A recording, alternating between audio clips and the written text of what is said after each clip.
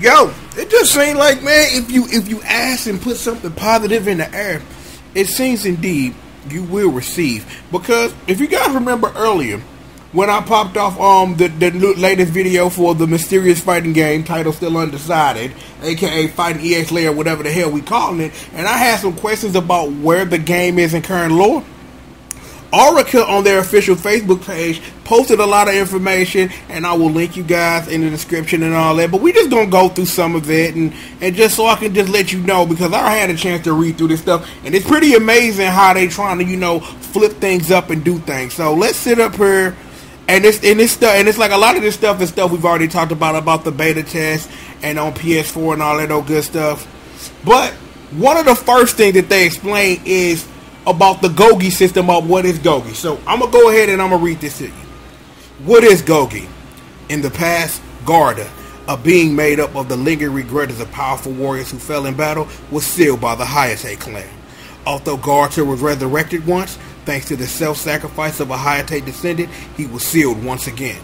However, feeding on the energy released during Kairi and Hokuto's battle, G.O.D was resurrected once more and became a demon that seeks out the powerful souls in order to devour them. G.O.D is the very embodiment of a fallen warrior spirit.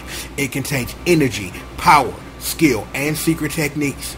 Powerful souls can go in together with G.O.D to draw new powers, but those with weak souls are unable to resist the G.O.D and end up becoming corrupted. So, we've got a flipping remix about the history of G.O.D, what G.O.D is, and how this flows into it. Because the way it was in Street Fighter EX is that G.O.D was a representation of everyone who was ever murdered via the Sasui no Odo. So they flipped that a little bit. It's like anybody who get murked, who sits up here like, I got a drudge because I got my ass kicked, is absorbed into G.O.D. Now, G.O.D was murdered by a member of the Hayate clan. Whether that's Hayate, whether that was Hayate, because the Hayate in Street Fighter EX2 actually was the guardian just in case Orochi rearose. So maybe Hayate might be in this game. You know what I'm saying? I'm not really sure about that. But I think what they're trying to do is they trying to flip it, and they trying to, instead of the original canon that Hokuto killed Hayate, but instead it was Hayate who sacrificed himself to kill G.O.D, and maybe that's trying to how they flipped that. But it was seen that since something happened at the end of Street Fighter X2, which I think where the game is going from, is that Kairi and Hokuto had a battle, and given what I know, something has happened with that, and that is re-released G.O.D, and that's why he's back. And we're gonna get more into that right about nowish. One of the other questions I had is, who is Shirase? This also gives us an answer to who that is. So let me go ahead and let me bless y'all with a little bit of this knowledge right here. Who is Shirase? The true identity of Hokuto, once the bloodline seal placed on her was released. Oh, I thought that was a comment as a period. Let's read that one more time as a complete sentence with no period. Who is Shirase? The true identity of Hokuto, once the bloodline still placed on her was released. The illegitimate child of the Mizugami family. To hide her real identity, she took the name of Hokuto and joined the main family. She was brainwashed in infancy and given the mission to kill Kairi. But once the spell wore off, Hokuto became no more. With her final will, she sealed her younger sister Nanase's memory so that she could still live life as a normal girl. So, it was seen that more of we trying to flip what the story was to fit our new narrative. Because, remember, the Blood Seal was originally something that was supposed to keep Kairi and Hokuto separate from each other. But it would seem Hokuto was somebody else all along, and her real name was Shirase. So, as a call out to Tetris the Grandmaster, I guess. So, I guess in this plot, we're gonna learn who Hokuto really was as Shirase before and after this moment, after the fight between her and Kairi, which re-released G.O.D, which is why we have a game now.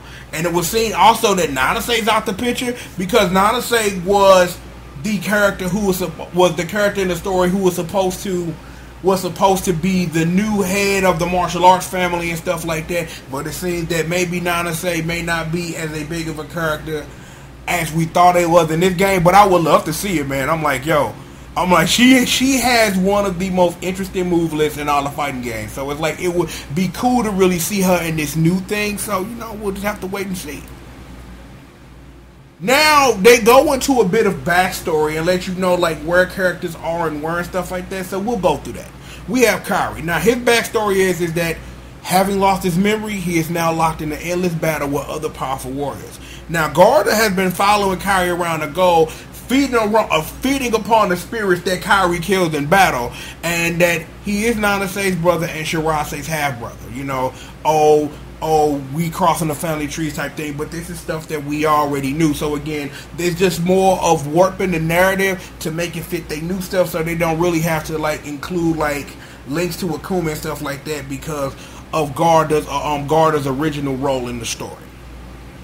And there are some nice screenshots. I wonder where the PDF is. I'm gonna have to look for that before we get up out of here.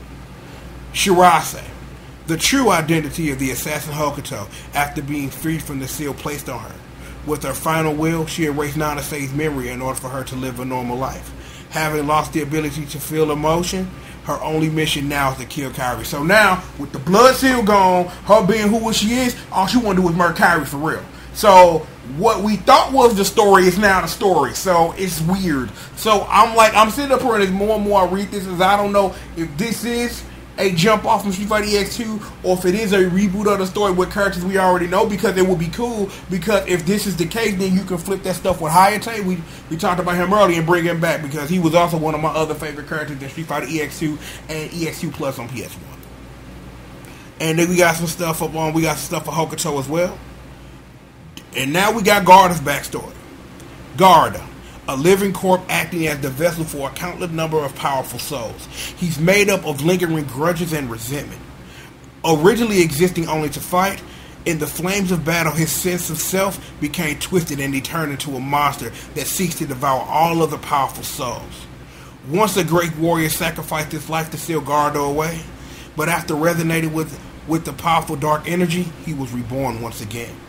A descendant of the Hate clan once sealed Garda in his own body, but was eventually taken over and became the new vessel. With the energy released between the battle between Kairi and Shirase, Garda was able to resurrect himself once more by feeding on the spirits of powerful warriors. So again, you know what I'm saying, they take out the part about the Sasui no Ado. So it's like the more and more that I read this stuff, is that it's kind of a continuation / reboot that I'm getting at, that I'm feeling like this is where this is trying to go. And it makes sense given. So, is that you got a lot of what Street Fighter EX and Street Fighter EX2 and all that built for story, but it's trying to flip things and trying to do things in canon that sit up here and make sense so they can do other stuff. So that's cool. And we got some more stuff of Garda. Skullomania! After finding re-employment in a very good position, he's living a productive life as a salaryman once again. However, he's troubled that he has no recollection over the recent Skullomania appearances. That doubt has given birth to new power. And he also has a pet named Pochiro.